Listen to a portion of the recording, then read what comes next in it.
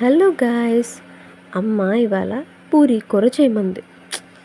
ఏదో ట్రై చేసా, but taste అయితే బాగా వచ్చింది. చూసేద్దాం రండి. ఇప్పుడు ఒక మూకుడులో 2 టేబుల్ స్పూన్ ఆయిల్ తీసుకొని పోపు దినుసులు వేసుకుని బాగా వేయించుకుందాం. పోపు అయితే మాడకూడదు, సిమ్లోనే పెట్టుకుని వేయించుకుందాం. ఇప్పుడు ఇందులోని 2 గ్రీన్ చిల్లీస్ అండ్ కొంచెం కర్రీ లీవ్స్ని వేసేసుకుందాం.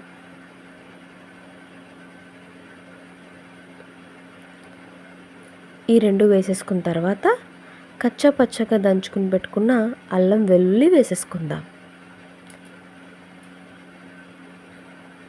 పచ్చి వాసన పోయేదాకా లో ఫ్లేమ్లో దీన్ని అలా కలుపుకుందాం.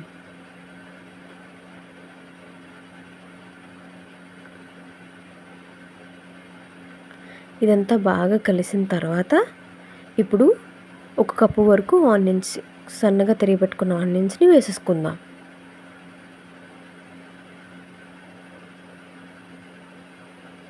ఇప్పుడు దీన్ని శుభ్రంగా కలిపేసుకుందాం.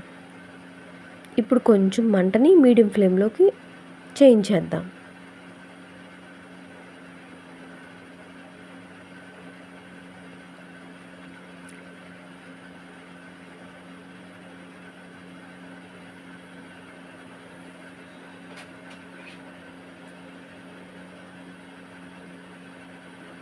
ఇప్పుడు శుభ్రంగా కలిపేసుకుని ఆనియన్స్ కొంచెం వేగిన తర్వాత ఇందులోకి కొంచెం పసుపుని యాడ్ చేసుకుందాం.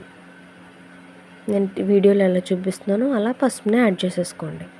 ఇప్పుడు లో ఫ్లేమ్లో పెట్టేసుకోవాలి, ఎందుకంటే పసుపు వేసుకున్నాం కాబట్టి లో ఫ్లేమ్లో పెట్టుకుని మొత్తం ఉల్లిపాయలు అన్నిటికీ పట్టేదాకా మిక్స్ చేసుకుందాం.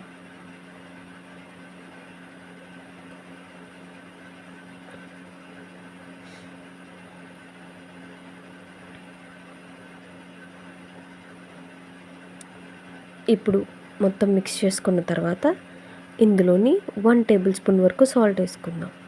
నాకైతే కర్రీ మొత్తానికి 1 టేబుల్ స్పూన్ సాల్ట్ కరెక్ట్గా సరిపోయింది. ఇప్పుడు దీన్ని శుభ్రంగా మిక్స్ చేసేసుకుందాం.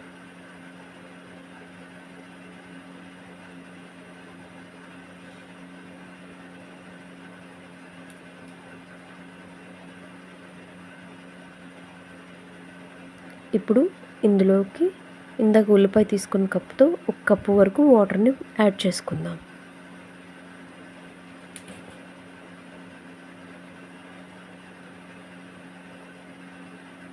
వాటర్ యాడ్ చేసుకున్న తర్వాత ఇప్పుడు దీన్ని ఒక 1 మినిట్ వరకు మూత పెట్టేసి ఉల్లిపాయలు మెత్తగా అయ్యేదాకా ఉడికించుకుందాం. ఈ గ్యాప్లో 2 టేబుల్ స్పూన్ శనగపిండిని ఒక బౌల్లోకి తీసుకుని కొంచెం వాటర్ వేసి ఉండలు లేకోకుండా శుభ్రంగా ఆ శనగపిండిని చక్కగా ఉండలు లేకోకుండా తీసేయాలి. ఎందుకంటే ఇదే మన మెయిన్ ఇంగ్రీడియంట్. లాస్ట్లో డైరెక్ట్గా పిండి వేసేస్తే ఉండలుగా అయిపోతుంది కూర అంతా. అందుకే ముందుగానే కొంచెం వాటర్ వేసి మిక్స్ చేసుకుందాం ఉండలు లేకుండా. ఇప్పుడు ఇంకొంచెం వాటర్ యాడ్ చేసుకుని దీన్ని మిక్స్ చేసుకుని పక్కన పెట్టేసుకుందాం. ఉల్లిపాయలు ఉడికిపోయాయి.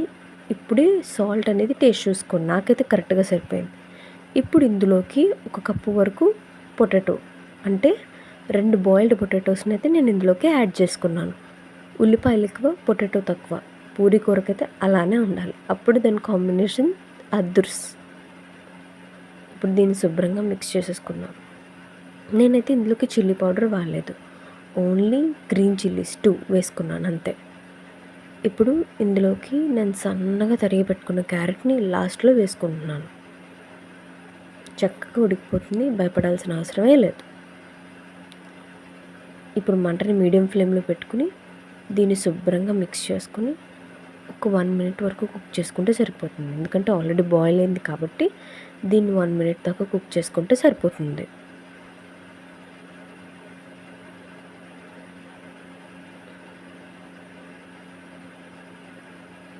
క్యారెట్స్ కుక్ అయిపోయాయి.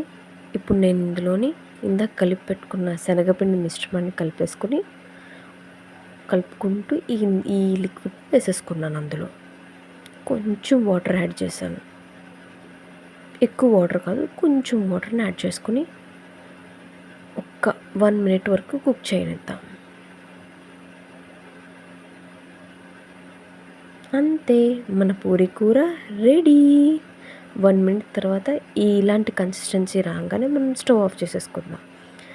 ఇప్పుడు వేడి వేడి పూరీలో ఆ కర్రీ వేసుకుని తింటే ఉంటున్నాయి, సూపర్గా ఉంది. మీరు కూడా ట్రై చేసేయండి. మర్చిపోకుండా నా ఛానల్ని సబ్స్క్రైబ్ చేసుకుని మీరు కూడా మంచి మంచి టేస్ట్లు ఎంజాయ్ చేయండి. బాయ్.